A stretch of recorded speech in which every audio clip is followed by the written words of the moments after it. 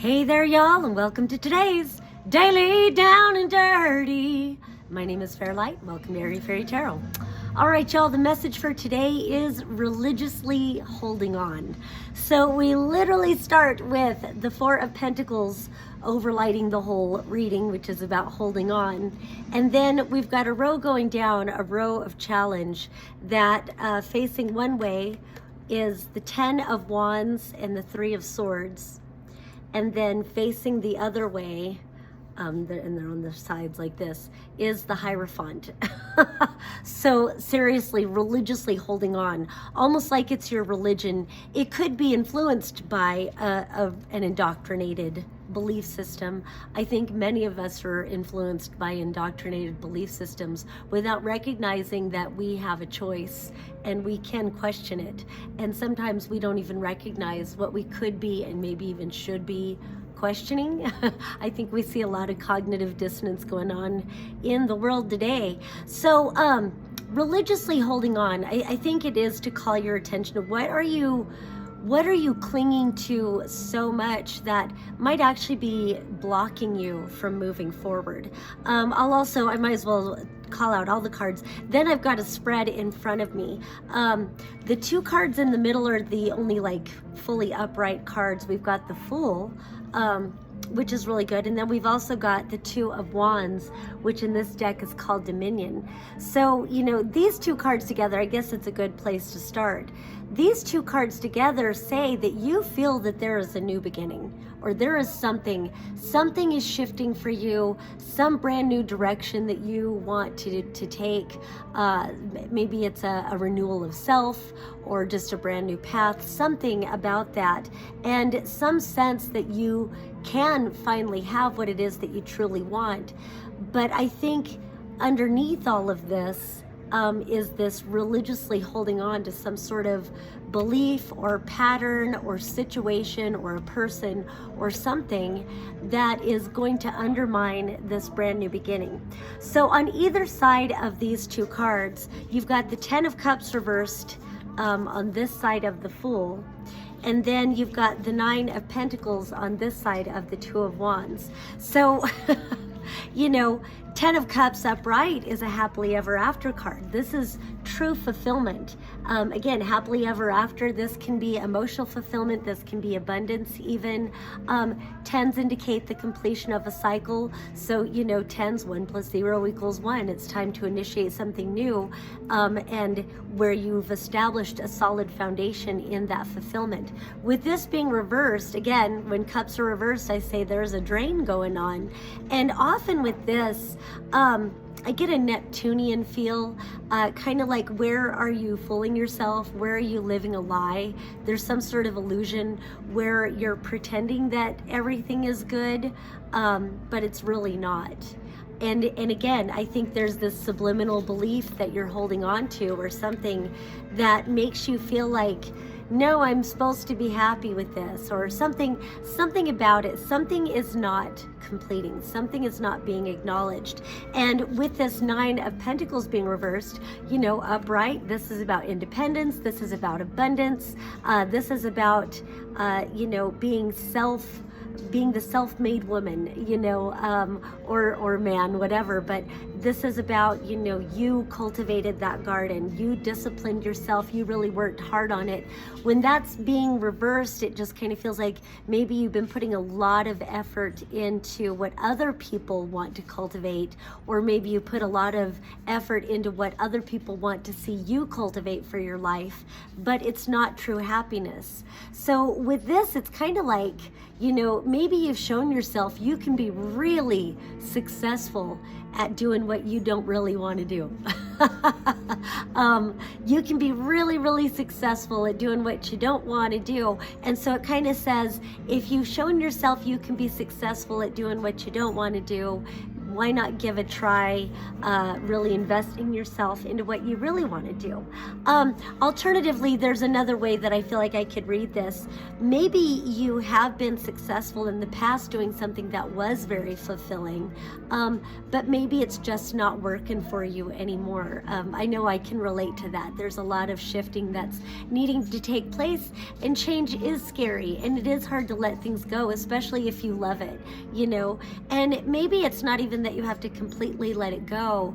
It's just, you know, recognizing there's just water's not getting to the roots or something's draining off, or just recognizing that there are completions that you need to bring about it, and be willing to make a fresh change to whatever it is that you are doing. And somehow in there it just says that if you would be willing to acknowledge what these are about, it might, again, remove the blocks to this brand new beginning that you want. And so, you know, if you were happy with things were going, but now they're just not working out anymore, this kind of says you can have that, but it can be even better. It can be even more of what you want to do. So now we'll really get into these cards. So again, we've got the Hierophant. All of these are laying down on the side, so they're challenges in different ways, but it feels like they're challenging each other.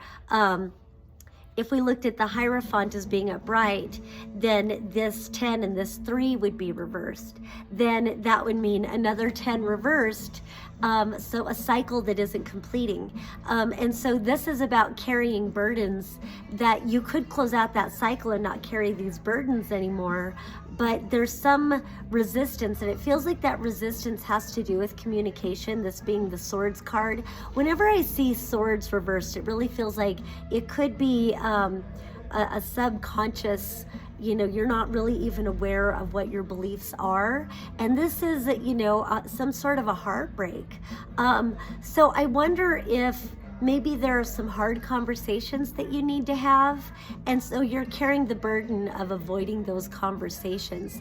And it kind of says, you know, at some point, it kind of feels like, you know, just have the conversation. Even if it ends up being what you fear the most, at least you have faced it, and now you can put that behind you.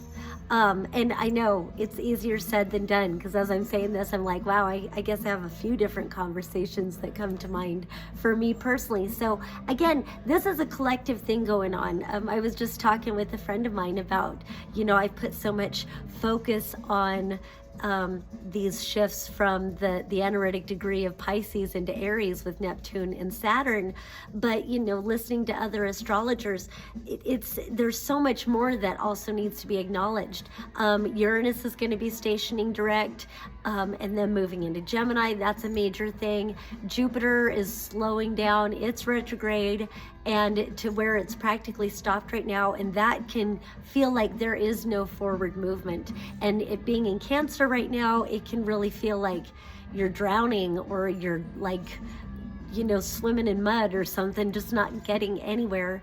So it's a really good time to address these things that are part of what's holding you back, what's holding you in the mud, what's keeping you from that forward movement. And as you clear that, so when all of the planets start to work with you and that forward movement, once again, you have gotten out of your own way. So it really does feel like maybe address the burdens of what's not being communicated, because it looks like this is really breaking your heart. And I wonder if there's a self-worth issue at play here, where you're not willing to address what's breaking your own heart because maybe you've not ever been validated before, and maybe the very people that you need to have these conversations with, maybe you know that they don't really value your feelings.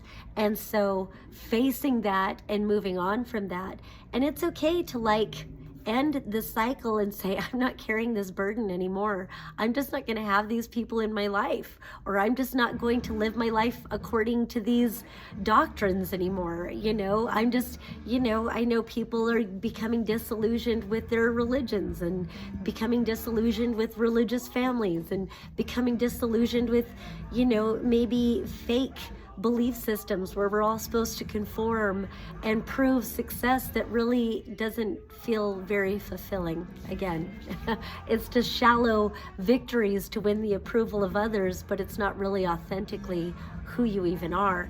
And I think that's where this Hierophant comes in to cross this. So again, this could be unacknowledged, but if we turn it this way and these two are upright, then this Hierophant becomes reversed. It really feels like you taking your power back instead of giving your power to the authority of other people's opinions in your life, or, you know, indoctrinated belief systems from religions or politics or whatever other bullshit that society has us living under its rules. That's all made up. You know, it's all made up. Be a good person. Don't be an asshole. Be good to yourself. Be authentic, you know? And again, things that are easy to say, not so easy to live by, but if you bring it into a conscious decision of like, I'm going to stop hanging on to other people's approval. I'm going to stop hanging on to the hope that people will change or things will turn out differently. And underneath this Four of Pentacles, we've also got the Moon reversed. So before I go to that, I'm just going to talk about the Hierophant a little bit more. You know, in the Thoth Tarot deck specifically, which is what this deck is, and I love this deck. This deck belonged to my grandma, given to me by my Aunt Nina, which that's a whole thing, and my love to Aunt Nina.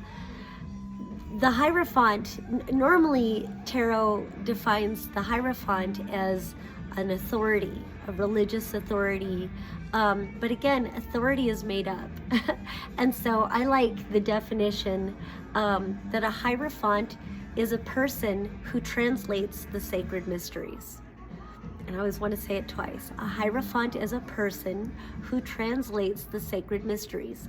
You are the Hierophant if you choose to be. Because if you're receiving divine messages, who better to translate them than you? Or if you read other messages, but you receive a meaning different from how others try to translate it, you're allowed to live according to what resonates with you. Especially if it opens up your sovereign, authentic expression. And so, you know, when we turn these right side up, it makes this guy reverse. So this is like, you're no longer going to obey outside authority. You're going to start listening to the authentic, sovereign directive from within and being true to yourself. And honestly, like humanists, the more true they are to themselves, the more human and humane their principles seem to live by. They don't have to prove their rightness and therefore someone else's wrongness. It's more about just be a good person, you know? So hanging on to, so we've got the Moon reversed, and underneath that we've got the Death card. And so right there we go from having two major arcanas, the Fool and the Hierophant, to four major arcanas. So now we're moving into destiny. We're moving into some true choice points where you really take accountability for what it is that you are choosing, one, and then also you're really acknowledging that, you know, you have a choice, you're making choices, and you can make different choices. You can look at whatever you're doing, whatever you're thinking, whatever you're abiding by is a choice. And you can open it up and say, what would I choose if I felt like I had a choice about what I believe about this, or, you know, how I talk to myself. And, you know, journaling is super helpful in identifying what would I choose to believe about this if I felt like I had a choice. And then saying, wow, if I would choose something different, I guess I do have a choice and I can choose that, even if it goes against the grain. So there's something with that Moon being reversed about, you know, wanting to bring clarity to the confusion. There's a lot in the shadows right now, and we've been taught to fear the shadows, but really so much of what's in the shadows is who we are, that we were taught we're not allowed to be or do or have. It's unacceptable. I've been watching Adventure Time. You know, but again, there's not an honest thing about conformity. And so I think it's bringing things to the surface and allowing yourself to reflect on those things, no matter where that judgment is. And even if there are things that you don't like about yourself, looking at it and saying, do I deserve unconditional love? Do I deserve unconditional understanding?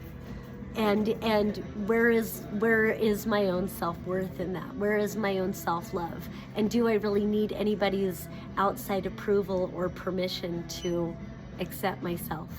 And to even look at the things that I don't like about myself and say, you know what, I'm okay. And if this is something that I really want to change, then it is in my power to change it.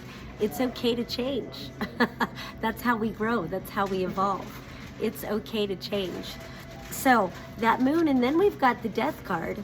And, you know, this is about transformation. It's a hard-hitting card right now because, you know, because I almost want to talk about death. Normally we kind of gloss over the death card as like, this is a card of transformation, which death is the ultimate transformation of a human life. So, you know, if you know anyone who has passed away, and this could be like currently you're dealing with that, or this could just be a past grief that you're still holding on to. Either way, I would say allow yourself to look at all of your feelings. You know, the grief, the anger, the just all of it. Don't deny your feelings, and don't diminish your own, you know, self-worth in any of that, and deny yourself feeling any certain way about anything. I mean, this could just be transformations in your own life. It doesn't have to mean physical death, but if you are dealing with physical death right now, again, right now, I just want to say journal. Write down your feelings, you know, really let it out. If, you know, talk with a friend, talk with people, yes, but there's something about journaling your own thoughts where you can be extremely honest with yourself. And I mean, you can put it in a burning bowl. Nobody ever has to see it. If there is any kind of, like, I really want us to face what we're ashamed of, and to give ourselves permission to love ourselves unconditionally, and to transmute those feelings of guilt and shame even. But it's also okay to burn it up, and just as long as you acknowledge your feelings to yourself. But definitely moving through. Major transformations are happening right now. I feel like with the astrology, I also want to acknowledge that there's going to be a Mercury retrograde at the end of this month. And, you know, from what I understand, it could be a pretty messy Mercury retrograde, because it's Mercury in Pisces. And I don't want to make this an astrology report, but I listened to a pretty good one. Go listen to the Leo King. It'll like, sometimes astrology is just helpful in validating where you're at and saying, oh, isn't it nice that there's, you know, alignments or misalignments that I can attribute these energies I'm processing, and there's a reason. And knowing that no matter how fast or slow, the planets do continue to move, and it is evolutionary, and we can work with the evolutionary process of it. And so again, whatever these energies are about, I would say definitely allow things to come to the surface, and allow yourself to be changed. Allow yourself to transmute, allow yourself to transform.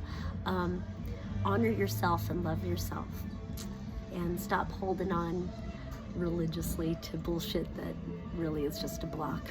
All right, that's all I have for today. Once again, my name is Fairlight. If you would like a reading, you'll find that link in the bio or the show notes. And peace and love until next time. Oh, also, I do have a Valentine's Day special. I'm doing couples readings, 1 full hour for $100, and that link will be on my Calendly as well. All right, peace and love until next time.